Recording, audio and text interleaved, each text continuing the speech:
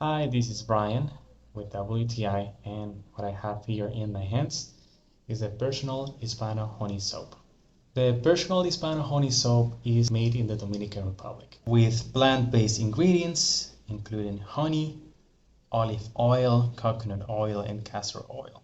And the honey is a moisturizer that helps retain moisture in the skin. The Personal Hispano Honey Soap can be used like any other soap. You can apply it with a sponge or by hand.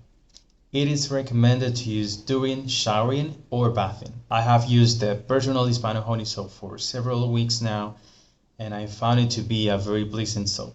It's gentle and doesn't dry out the skin. It has left my skin soft and hydrated. The Personal Hispano Honey Soap is a good option for people with sensitive skin. I will recommend this soap to anyone looking for a gentle and nourishing soap that helps keep your skin hydrated and soft, and also that can help you with your sensitive skin. But that's my point of view.